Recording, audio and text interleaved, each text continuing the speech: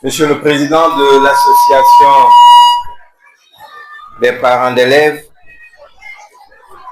Mesdames, Messieurs du corps professoral de l'Institut Saint-Louis-Marie-Grignon, Mesdames, Messieurs, membres de l'administration de l'institution, Monsieur le parrain, Monsieur Niang, je reviendrai tout à l'heure sur vous, notabilité religieuse et coutumière. Mesdames, Messieurs, chers parents d'élèves, chers élèves, c'est avec un insigne honneur et un immense plaisir que je viens participer à cette journée de l'excellence de l'institution Saint-Louis-Marie-Grignon. Permettez-moi, à l'entame de mes propos, de féliciter vivement le bureau de l'association des parents d'élèves et l'équipe pédagogique de l'institution pour cette belle initiative consistant à récompenser ses meilleurs élèves. Je voudrais aussi vous féliciter pour les résultats très honorables que vous avez obtenus cette année dans le cadre des examens du BFEP et du BAC. Cela atteste à suffisance que vous êtes un établissement d'excellence. Monsieur le directeur, Mesdames, Messieurs, chers invités, Monsieur le directeur, à travers vous, je tiens également à féliciter tous les professeurs et tout le personnel administratif. Cette belle initiative constitue un moment fort dans la vie d'un établissement scolaire, car étant considérée comme une saine émulation pour les apprenants. Elle participe de l'effort d'éducation et entre en droite ligne de la politique éducative de l'État du Sénégal. L'éducation et la formation sont des piliers extrêmement importants dans tout processus de développement. Et l'État du Sénégal l'a bien compris avec la mise en place du plan sectoriel en matière d'éducation, qui est le programme d'amélioration de la qualité, de l'équité et de la transparence. Paquet.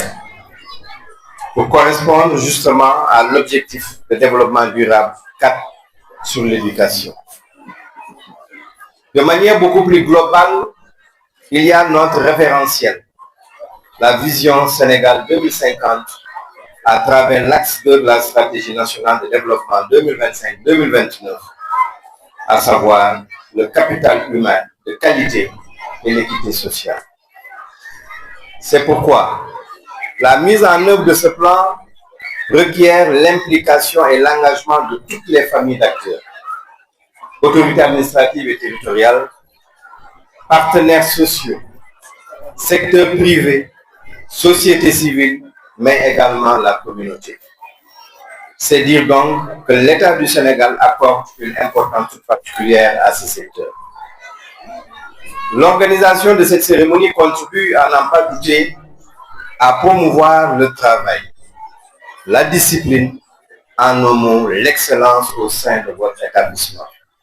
De notre établissement, j'allais dire, puisque moi-même, je suis parent d'élève de cette institution.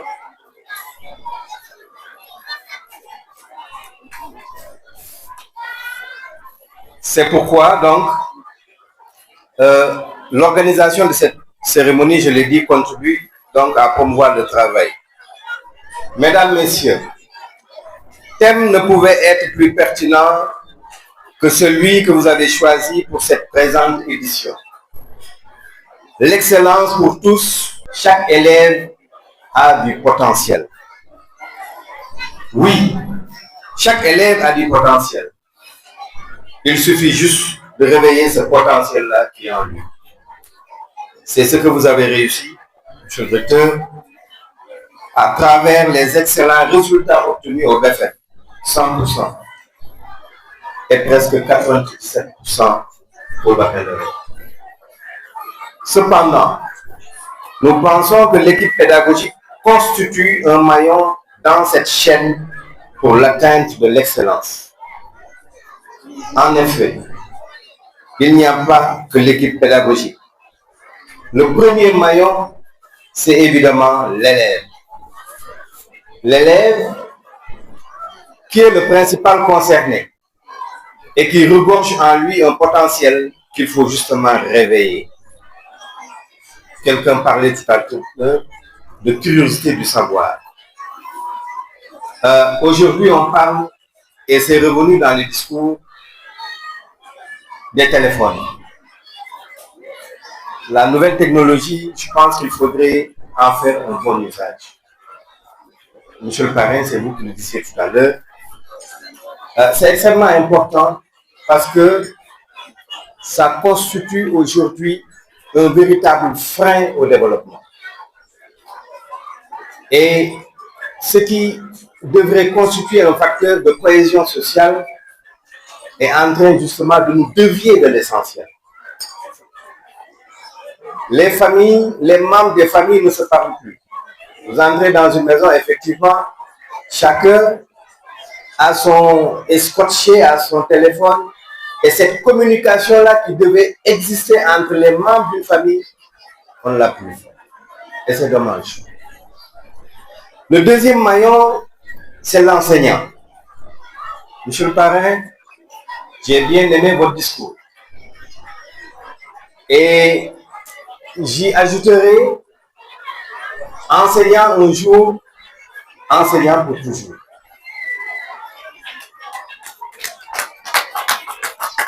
Moi qui vous parle, j'ai été enseignant comme vous.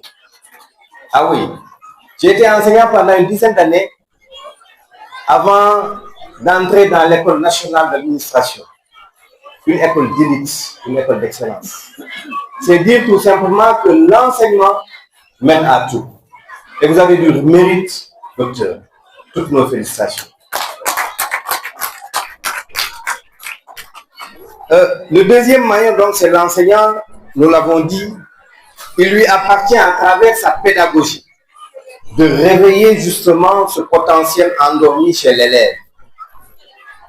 On a parlé d'éveil de conscience, justement. Un troisième maillon, non moins important pour nous, c'est le parent d'élève, justement, qui doit suivre son enfant à la maison.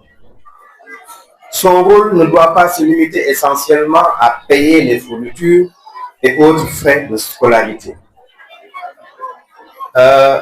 Quelqu'un l'a dit tout à l'heure, en faisant allusion au réflexe de Pavlov, je pense qu'il y a, avec ce métronome, je pense que tous nous avons,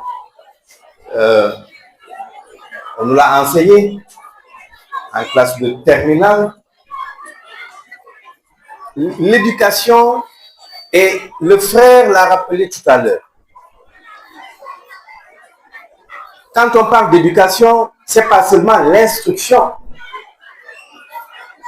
mais c'est également inculquer l'enfant un certain nombre de valeurs. Et c'est extrêmement important. J'ai bien aimé votre discours quand vous disiez que l'institution Saint-Louis-Marie-Grillon ne se limite pas seulement à instruire, mais à éduquer au sens large du terme. Éduquer, c'est inculquer, c'est donner ces valeurs-là à ses enfants.